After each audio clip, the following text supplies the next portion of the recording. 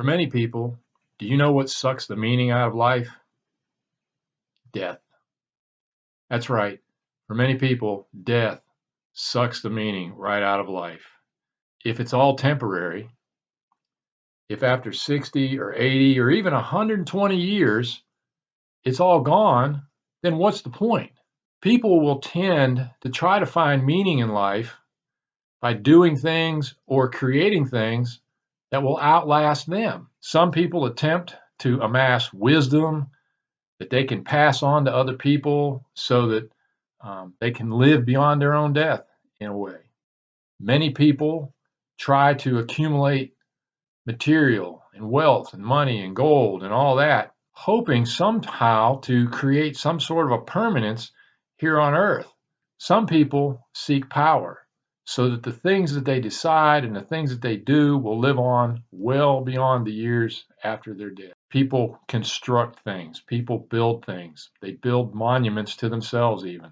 And sometimes I think we don't even consciously understand why we do these things. It all comes from this desire to overcome the inevitable fact that this life on earth is temporary and it's going to be over before we know it.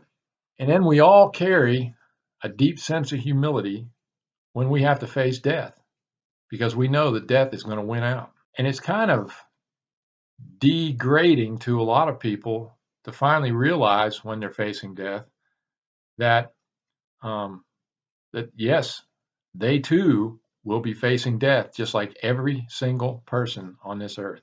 And in that regard, they are no better than anyone else. And even if you do make a mark in this world through your wisdom or through your construction and building or your wealth or whatever, your mark won't last forever. But even if it does outlast you, you're going to be gone either way. All the fame, all the glory, all the accomplishment, whether it's material or intellectual, will not solve any problems in that regard. You're still going to be dead. Solomon dealt with this when he wrote the book of Ecclesiastes. He dealt with the human feeling that if all life ends and disappears like a puff of smoke, then what's the point? And we see when we read Ecclesiastes that despite Solomon's best efforts, it's all gone in a puff of smoke.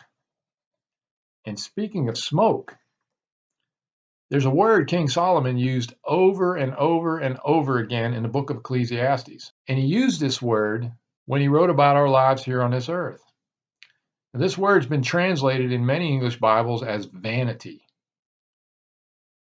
But the original Hebrew word, the word that he would have written, originally meant either like a smoke or vapor. It's transient. It's here now and it's gone in a minute. That's the original word. Now, the word vanity, like I said, comes from a Hebrew word meaning vapor or smoke. The idea is that it's transitory, here now, gone in a short time. We use the word vanity in today's culture to mean narcissistic or someone stuck on themselves. And how we use the word vanity actually makes sense if you look at the history behind the word. Vanity, which means vapor or smoke, is the first half of an old word that you've never used, I guarantee you. But this is a word that people used to use called vainglory. And we get the first half of the word from an old Latin word, vena, that means empty. And the second half, glory, comes from the Latin word gloria, which means pride. We don't use the word vainglory anymore, but it was used to describe people who would brag on themselves. Vainglory meant empty pride. Vena meaning empty, pride meaning gloria, or gloria meaning pride. So to quickly summarize, when we read Ecclesiastes, the word vanity, which is used a lot, literally means a vapor or smoke. In Ecclesiastes, Solomon struggles with the meaning of life on this earth. Again and again, he says, vanity, vanity, it's all vanity. Or you could read that as smoke, smoke, it's all smoke, or vapor, vapor, it's all a vapor. Transitory, transitory, it's all transitory. Any of those would fit. And that's the premise that flows through the entire book of Ecclesiastes. It's all transitory. And I'll tell you this about Ecclesiastes. And sometimes it's the same with other books. There are some books, Ecclesiastes, one of them, that it's almost better to read the end so you can see where he's going and then read the rest of it so it all makes sense. And this is, like I said, this is especially true of Ecclesiastes. And so if you want to better appreciate the book of Ecclesiastes, you have to make sure that you keep in mind where Solomon's going with all this talk of vanity. I'll tell you this, the first time I read Ecclesiastes, I kept thinking as I was reading through chapter after chapter, I kept thinking, wow, this is depressing. Life is meaningless. And then I eventually saw where Solomon was going. He's saying that in the book of Ecclesiastes, a search for true meaning in our lives with things like money or pleasure or power, things like that, if that's how we're searching for true meaning in our lives, it will only leave us empty inside. It's all a vapor. Pleasures, riches, and power alone can only end in boredom and anguish. It'll never end good. And by the way, the word Ecclesiastes actually has a meaning. The traditional English title comes from the book's heading in the Latin Vulgate translation. Liber Ecclesiastes is what it's named in Latin. And that's a transliterated word. In other words, they took how a word sounded in Latin, and a lot of times we say that about Greek words too, and they spell it in English the way it sounds. Instead of translating it, they just spell out how the word sounds. And so this is a transliterated version of the Greek and Latin words from verse 1 in the book of Ecclesiastes. And I'll read it. Verse 1 says, "The words of the preacher, the son of David, king in Jerusalem." Preacher is translated into English from the Greek word Ecclesiastes. That's the word that's in the text right there where you see the word preacher.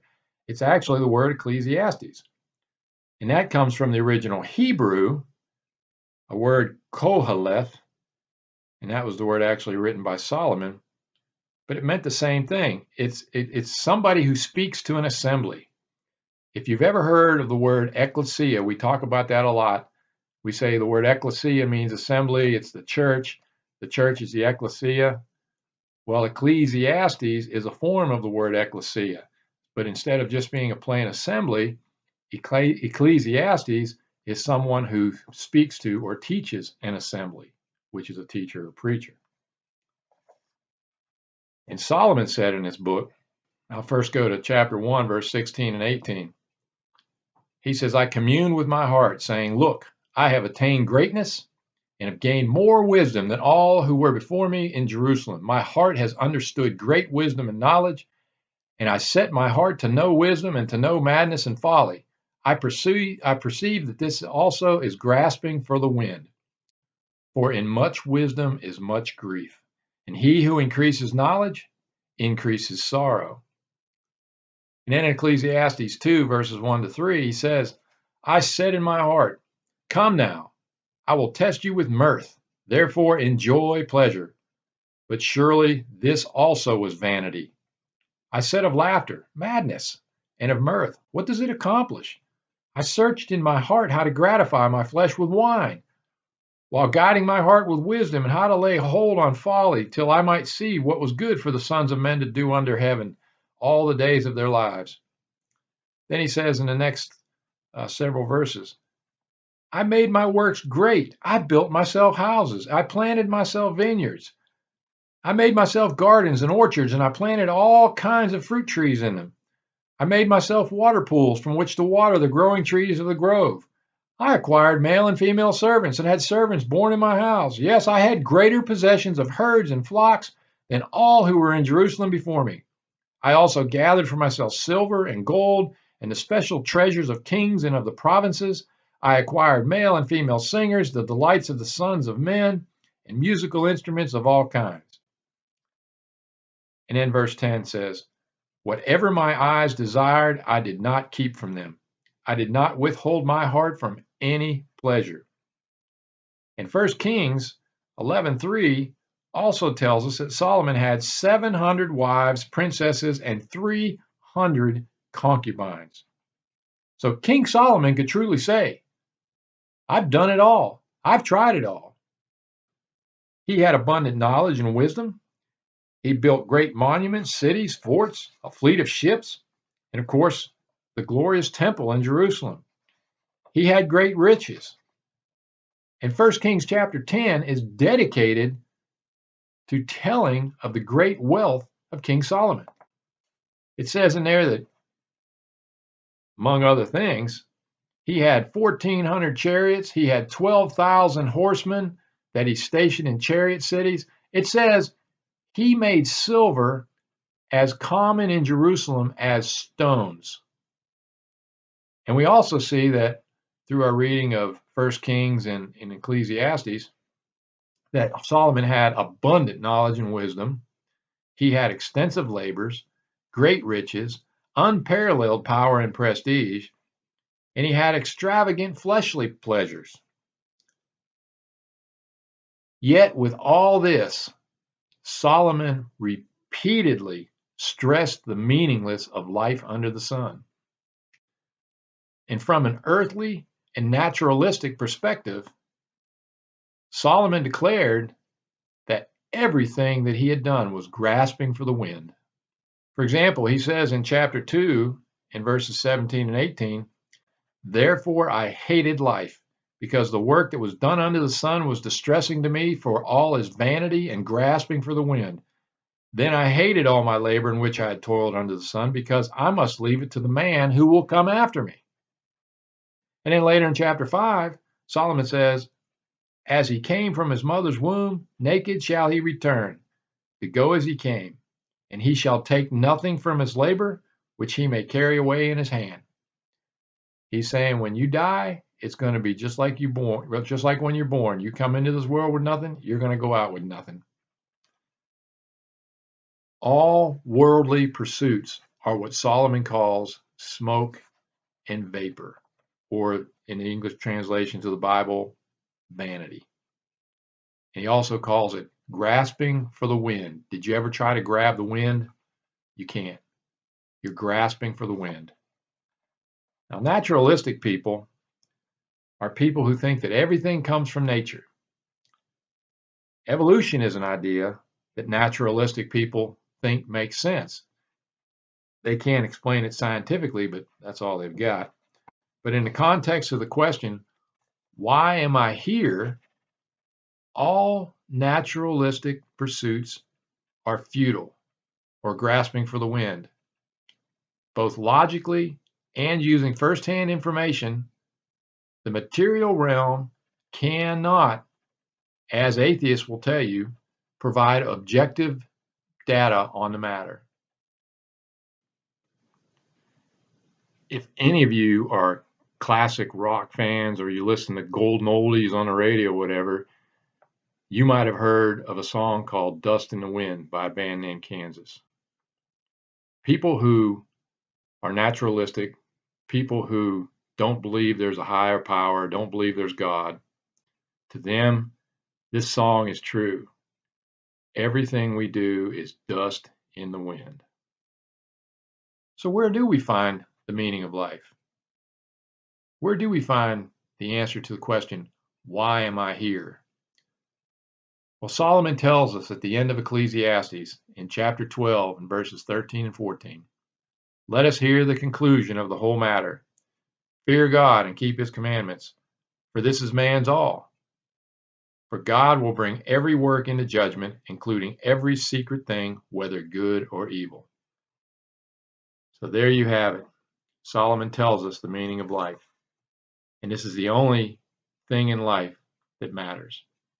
We're going to look more at these 4 most important questions next week with question 2. But for right now, consider question 1. Why am I here? Is it like atheists will tell you and is commonly written by the most famous atheists that we have no meaning on this earth? Or is it as King Solomon says, that we are to fear God and keep his commandments because we're all going to be judged? read and decide. Until next week, read your Bibles, pray for others, pray for the church, pray for our elders, especially pray for those that have this COVID-19 virus. And, as Sally would say, be sweet.